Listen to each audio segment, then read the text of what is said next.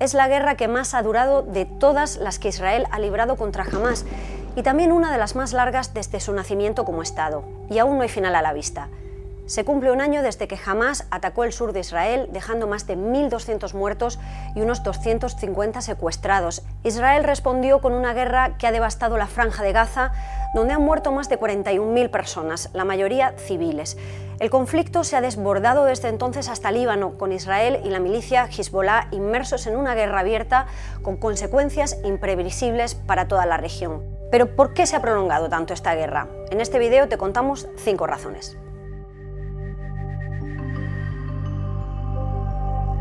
El asalto de Hamás del 7 de octubre de 2023 fue el más mortífero que ha sufrido Israel en toda su existencia. El primer ministro Benjamin Netanyahu hizo entonces 2 promesas: recuperar a los rehenes y destruir a Hamás para siempre. Pero muchos analistas militares advirtieron en su momento de que este objetivo no es alcanzable.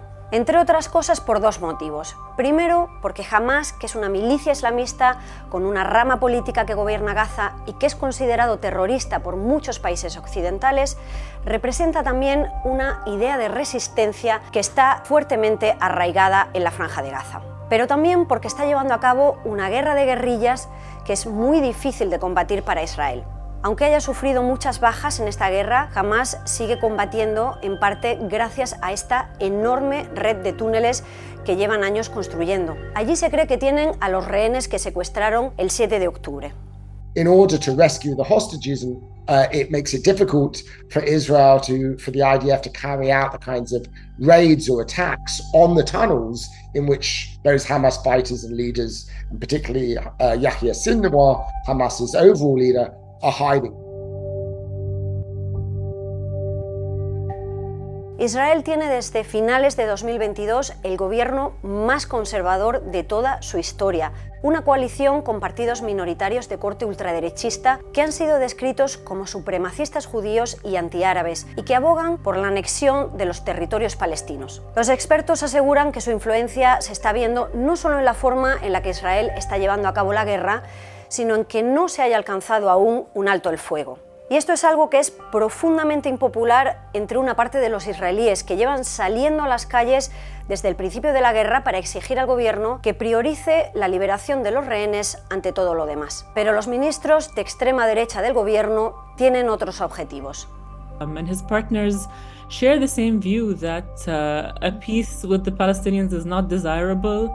They'll prioritize, Israel's continuation and expansion of occupation ahead of a ceasefire or ahead of a political solution. They see that as really not something that they're interested in.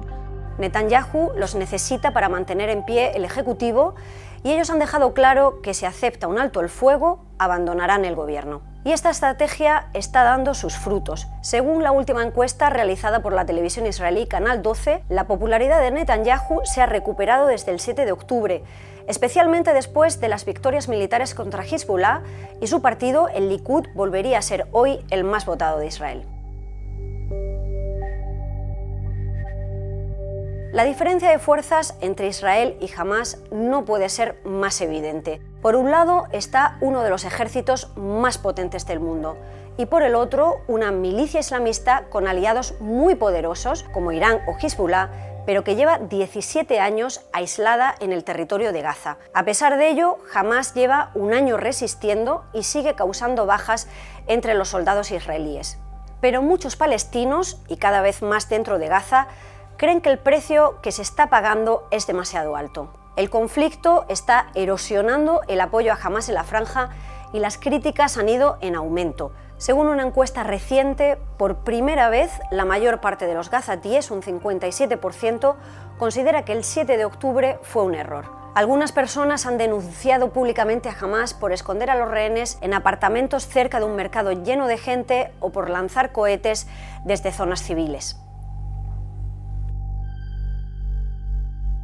Pese a que la opinión pública de Medio Oriente es muy sensible a la causa palestina, la respuesta de sus gobiernos ha sido tibia. Unos se ofrecieron como mediadores, como por ejemplo Qatar, y otros expulsaron temporalmente a los embajadores israelíes, como Jordania.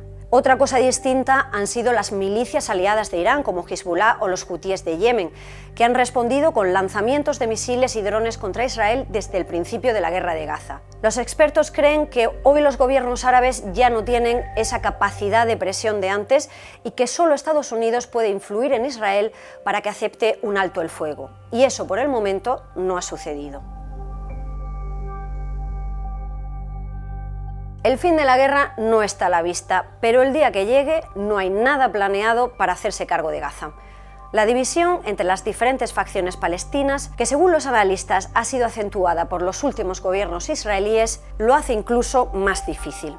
Una de las opciones que han barajado los mediadores internacionales es que la Autoridad Nacional Palestina, la ANP, vuelva a hacerse cargo de la franja como ya hacía antes de 2006, cuando Hamás ganó las elecciones y se hizo con su control. Aunque la ANP, ese gobierno temporal liderado por Mahmoud Abbas y que no ha celebrado elecciones desde hace casi 20 años, está muy desprestigiada entre los palestinos. Así que 12 meses después de aquel 7 de octubre, la guerra sigue devastando Gaza y sin un plan para cuando llegue el final.